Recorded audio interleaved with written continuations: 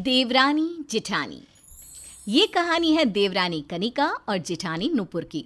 कनिका बहुत ही घमंडी और अकड़ू स्वभाव की होती है, वहीं नुपुर सीधी, सरल और नेक स्वभाव की।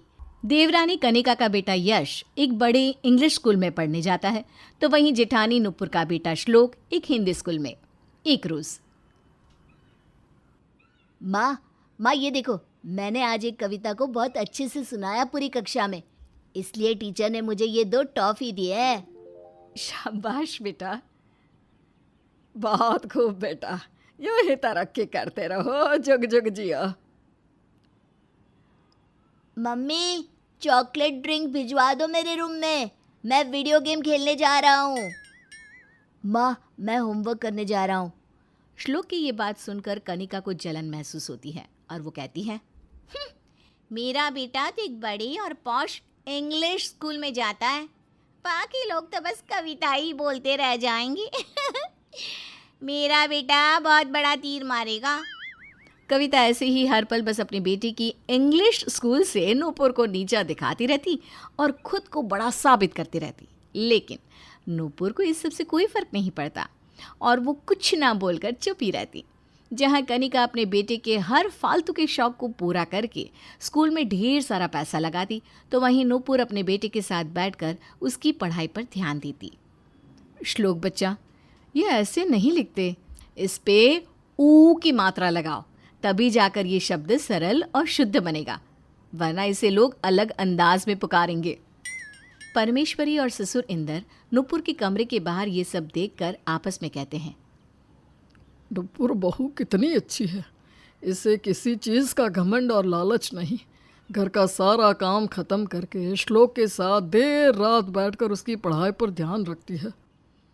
आजकल के बच्चों को यही तो चाहिए कि जब वो पढ़ाई कर रहे हो तो उनके माँ या बाप उनके आसपास रहे।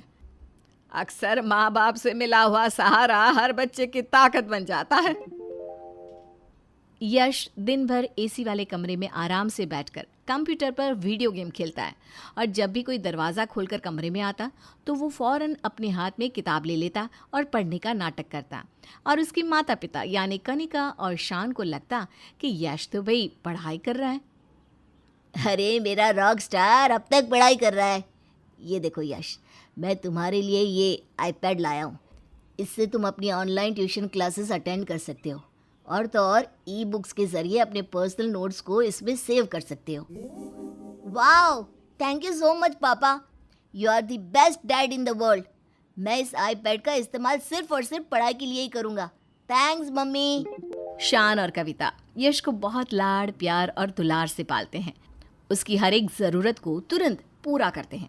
वहीं जेठ जेठानी नुपुर और विवेक दोनों भी श्लोक को टाइम और प्यार देते हैं। कनिका तो दिन में सिर्फ एक बार ही यश से मिलती है, बाकी टाइम अपनी सहेलियों के साथ सैर सपाटा करती रहती है। और नुपुर को अकड़ दिखाना तो कनिका का रोज़ का ही हो जाता है। माँ जी, पापा जी, आज श्लोक के स्कूल में नृत्य प्रतियोगिता है, श्लोक ने भी हिस्सा लिया है, आप दोनों चलोगे ना? विवेक जी ऑफिस से सीधे स्कूल में ही पहुँच रहे हैं। कनिका, तुम और देवर जी भी आओगे तो श्लोक को अच्छा लगेगा। Are you out of your mind जेठानी जी? आपको पता है ना, मेरा बेटा शहर की टॉप और नंबर 1 स्कूल में पढ़ने जाता है। तो अब आप ही बताइए, इतने बड़े स्कूल में पढ़ने जाने वाले बच्चे की माँ श्लोक की घटिया स्कूल जैसी जगह पर जाएगी क्या? एक तो वो बहुत छोटी होगी और वहाँ भीड़ होगी, वो भी सारी मिडिल क्लास लोगों की। आई एम सो सॉरी, शान और मैं तो नहीं आ पाएंगे। टूडल्स।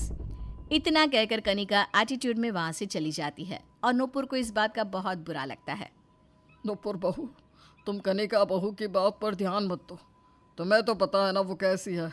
तो ऐसे लोगों की बातों को एक कान से सुनकर दूसरे कान से बाहर निकाल देना चाहिए। एक तरफ रात भर जाकर नुपुर और श्लोक साथ में मिलकर श्लोक का विज्ञान का प्रोजेक्ट मॉडल बनाते हैं। वहीं यश की एग्जाम के दिनों में कनिका उस पर जरा भी ध्यान नहीं देती और घर में एक तरफ यश फेल हो जाता है तो दूसरी तरफ श्लोक कई ज़्यादा नंबर से पास हो जाता है। दादी, दादू, ये लीजिए मिठाई, मैं पास हो गया हूँ। मैं फेल हो गया। श्लोक की खुशियों को देखकर कनिका को फिर से बहुत ज्यादा जलन होती है। लेकिन यश के फेल होने के बावजूद कनिका और शान उसे कुछ नहीं कहते, ऊपर से और बिगाड़ते हैं, जिसके कारण वो बहुत बदतमीज होते जाता है और दिन ब दिन बड़ों के साथ उल्टा बोलने लगता है। नहीं दूंगी का क्या मतलब है मम्मी? मुझे नहीं पता, आपको मुझे पैसे देने ही होंगे, वरना मैं आज के बाद आपसे और पापा से कभी बात नहीं करूंगा। बहुत हो गया आप दोनों का drama. Yash, mind your language. तुम अपनी उम्र की किसी दोस्त से नहीं, अपनी माँ से बात कर रहे हो। सब देख रहे, तमीज से पेश आओ। क्या तमीज से पेश आओ? हाँ, तो आप भी तो तमीज से मुझसे पैसे दे दो। मुझे अपने फ्रेंड्स के साथ पार्टी करने जाना है, मुझे पैसे चाहिए। इस तरह यश अपनी माँ कनिका के साथ भी बदतमीजी से पेश आने लगता है। परमेश्वरी और इंदर को ये सब बिल्कुल पसंद नहीं आता। गुजरते समय के साथ यश बहुत बिगड़ने लगता है और एक दिन तो हद ही पार हो जाती है जब कनिका को यश के स्कूल से फ़ोन आता है और प्रिंसिपल कनिका से कहते हैं, हेलो यस, हाँ मैं यश बत्रा की मदर बोल रही हूँ। क्या हुआ? Is everything okay?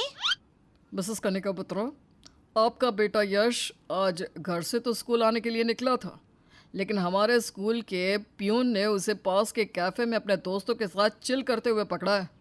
यानी कि यश ने आज स्कूल बंक करने की कोशिश की है। व्हाट? ये सुनकर कनिका बहुत चौंक जाती है। जब शाम को यश घर वापस आता है तब सभी घर वाले हॉल में मौजूद होते हैं और शान भी बहुत गुस्से में होता है। यश, कैसा रहा आज का दिन? क्या क्या पढ़ाया आज स्कूल में, जरा बताना तो। कुछ नहीं पापा, नॉर्मल डे था, रोज की तरह ही सारे लेक्चर्स हुए। स्कूल में या कैफे में? उतने में ही यश घबरा जाता है और उसे समझ में आ जाता है कि उसका झूठ पकड़ा जा चुका है। यश, तुमने आज स्कूल बंक किया और अपने दोस्तों के साथ घूमने गए? क्यों किया तुमने ऐसा यश? हम तुम्हें टॉप से टॉप फैसिलिटीज प्रोवाइड करते हैं और बदले में तुम हमें ये सब देते हो। कितनी बदनामी हुई है तुम्हारी वजह से, do you know that? Sorry mummy, sorry पापा, मैं आइंदा से कभी ऐसा नहीं करूँगा। अब हम इस बात पर कैसे भरोसा करें यश? परेशान हो गए हम तुम्हारी इन बिगड़ेल हरकतों से। एक श्लोक है जो इतना होनहार है और एक तुम। जाओ अपने कमरे में जाकर स्टडी करो। यश अपने कमरे में चला जाता है और कनिका टेंशन में अपना सर पकड़ लेती है।